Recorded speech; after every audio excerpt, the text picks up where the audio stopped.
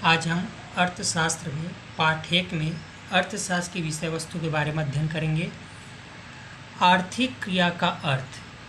अर्थशास्त्र की विषय वस्तु में केवल आर्थिक क्रियाओं को ही समावेश या शामिल किया जाता है। आर्थिक क्रिया क्या होती है? आर्थिक क्रिया वे क्रिया होती है जो धन प्राप्त करने के उद्देश्य से की जाती है, उसे हम आर्थिक क्रिया कहते हैं। प्रत्येक व्यक्ति अपनी आवश्यकता की संतुष्टि हेतु धन की प्राप्ति हेतु प्रयत्न करता है एवं धन प्राप्ति पर उसका उपयोग अपनी आवश्यकता की संतुष्टि पर करता है। इन्हीं सब क्रियाकलापों को आर्थिक क्रियाओं में शामिल किया जाता है। आधुनिक अर्थशास्त्री प्रोफेसर बोल्डिंग ने इसके विषय वस्तु को निम्न 5 शीर्षकों को शामिल किया है। पहला है उपभोग। उपभोग एक आर्थिक क्रिया है जिसके द्वारा मानवीय आवश्यकताओं की संतुष्टि के लिए वस्तुओं एवं सेवाओं की उपयोगिता का प्रयोग किया जाता है, जिसकी उपयोगिता मूल्य को उपभोक्ता द्वारा चुकाया जाता है। उपभोग। दूसरा है उत्पादन। उत्पादन का अर्थ मनुष्य द्वारा वस्तु में मूल्य वृद्धि अथवा विनिमय साध्यता में वृद्धि है। उत्पादन के साधनों में भूमि, श्रम, पूंजी, संगठन व साहस को शामिल किया जाता है। तीसरा है विनिमय। जब किसी एक वस्तु या सेवा के बदले दूसरी वस्तु या सेवा का लेन देन होता है तो इसे विनिमय कहा जाता है, अर्थात दो पक्षों के बीच में होने वाले पारस्परिक आदि वस्तुओं या सेवाओं के आदान प्रदान को विनिमय कहा जाता है। इसमें विभिन्न प्रकार के बाजार तथा कीमत निर्धारण का अध्ययन किया जाता है। चौथा है वितरण। वितरण का आशय राष्ट्रीय आय का उत्पादन के साधनों जैसे भूमि, पूंजी, श्रम, संगठन और साहस में वितरण करना है। पांचवा सार्वजनिक वित्त। अर्थव्यवस्था की कुशल व्यवस्था के लिए सरकार द्वारा जिन भी क्रियाओं को किया जाता है, जैसे सरकारी बजट बनाना, सार्वजनिक आय व्यय का लेखा जोखा रखना आदि, इन्हें सार्वजनिक वित्त में शामिल किया जाता है। अब देखते हैं अर्थव्यवस्था क्या है।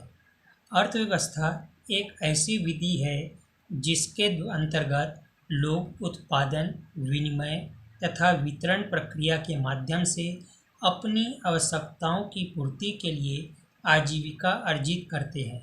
दूसरे शब्दों में अर्थव्यवस्था सभी आर्थिक क्रियाओं का कुल योग है। अर्थात अर्थव्यवस्था से तात्पर्य आर्थिक संगठन के ऐसे स्वरूप से है जो संबंधित क्षेत्र में रहने वाले लोगों को आजीविका के स्रोत या साधन उपलब्ध कराता है। अर्थव्यवस्था की गतिविधियाँ। अर्थव्यवस्था की गतिविधियाँ: पहला उत्पादन, दूसरा उपभोग, तीसरा पूंजी निर्माण निवेश। अर्थव्यवस्था के प्रकार। अर्थव्यवस्था को 8 भागों में बांटा गया है या 8 प्रकार के हैं। पहला है साधारण अर्थव्यवस्था। इसमें उत्पादन सरल श्रम विभाजन पर आधारित होता है। दूसरा जटिल अर्थव्यवस्था। यह अर्थव्यवस्था बड़े पैमाने पर आधारित होती है, इसमें श्रम विभाजन होता है। तीसरा पूंजीवादी अर्थव्यवस्था। इस अर्थव्यवस्था में आर्थिक क्रियाओं में निजी स्वामित्व होता है, वह सरकारी हस्तक्षेप बिल्कुल नहीं होता। चौथा समाजवादी अर्थव्यवस्था। इसमें उत्पादन के साधनों का राज्य स्वामित्व होता है तथा समाज के आर्थिक कल्याण में सरकार मुख्य भूमिका निभाती है। पांचवा मिश्रित अर्थव्यवस्था। मिश्रित अर्थव्यवस्था का आशय ऐसी अर्थव्यवस्था से है जिसमें उत्पादन क्षेत्र में सार्वजनिक तथा निजी क्षेत्र का मिश्रण होता है, अर्थात दोनों क्षेत्र का मिला जुला रूप होता है।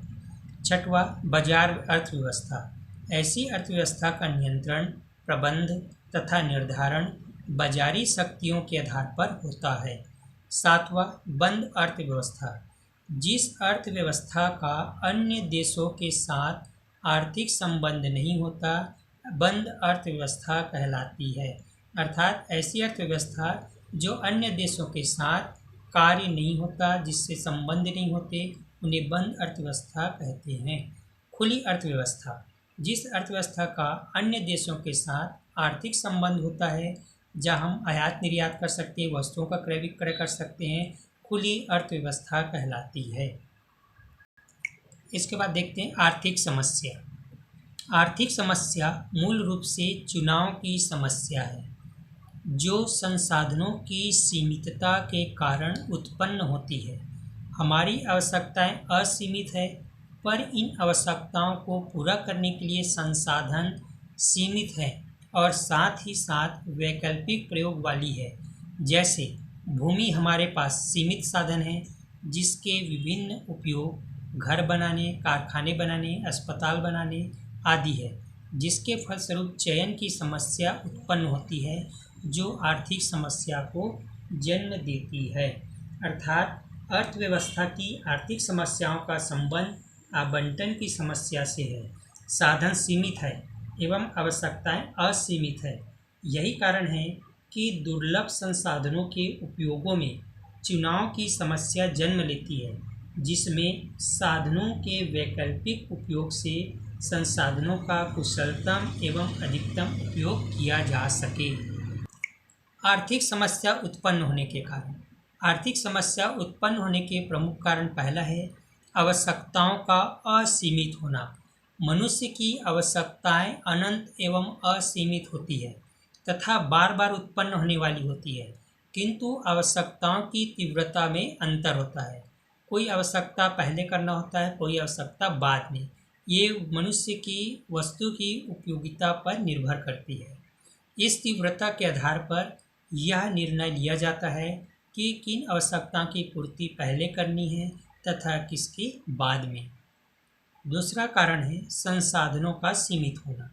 आवश्यकताओं की पूर्ति के साधन जैसे भूमि, पूंजी, श्रम आदि मांग की तुलना में सीमित है। साधनों की सीमितता से चयन की समस्या का जन्म होता है। यदि संसाधन दुर्लभ नहीं होते तो कोई समस्या उत्पन्न नहीं होती। तीसरा संसाधनों का वैकल्पिक प्रयोग होना। संसाधन केवल सीमित ही नहीं है, बल्कि इसका वैकल्पिक प्रयोग भी हो सकता है। इससे संसाधनों का चयन और अधिक महत्वपूर्ण हो जाता है।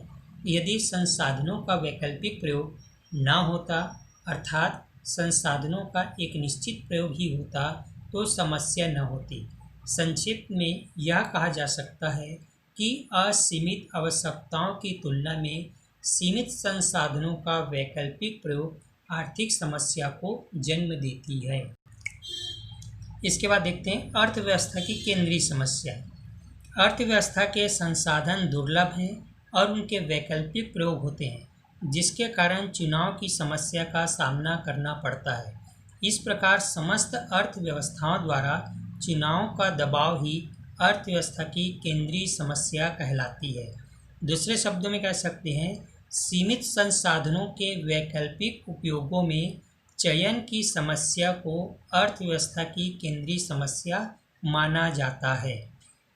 अर्थव्यवस्था के 3 केंद्रीय समस्या कहा जाता है। पहला, क्या उत्पादन किया जाए। दूसरा, कैसे उत्पादन किया जाए। तीसरा, किसके लिए उत्पादन किया जाए। पहला देखते हैं, क्या उत्पादन किया जाए। प्रत्येक अर्थव्यवस्था को यह चुनाव करना पड़ता है कि वह अपने सीमित संसाधनों से किन किन वस्तुओं का कितनी मात्रा में उत्पादन करे, क्योंकि एक वस्तु का अधिक उत्पादन सामान्यतः दूसरी वस्तु के उत्पादन को कम कर देता है। दूसरा, क्या उत्पादन किया जाए समस्या के 2 पहलू हैं। पहला, किन संभावित वस्तुओं का उत्पादन किया जाए। दूसरा, कितनी मात्रा में उत्पादन किया जाए। दूसरा है, कैसे उत्पादन किया जाए। यह समस्या उत्पादन की जाने वाली वस्तुओं के उत्पादन में प्रयुक्त तकनीक के चयन की समस्या है। एक वस्तु का उत्पादन विभिन्न तकनीकी प्रयोग से किया जा सकता है। सामान्यतः तौर पर तकनीकों को निम्न वर्गों में विभाजित किया जाता है। पहला, श्रम प्रधान तकनीक। इसमें अधिक श्रम व कम पूंजी मशीनों के रूप में का प्रयोग किया जाता है। दूसरा, पूंजी प्रधान तकनीक, इसमें अधिक पूंजी व कम श्रम का प्रयोग किया जाता है। इसके चयन के आधार हेतु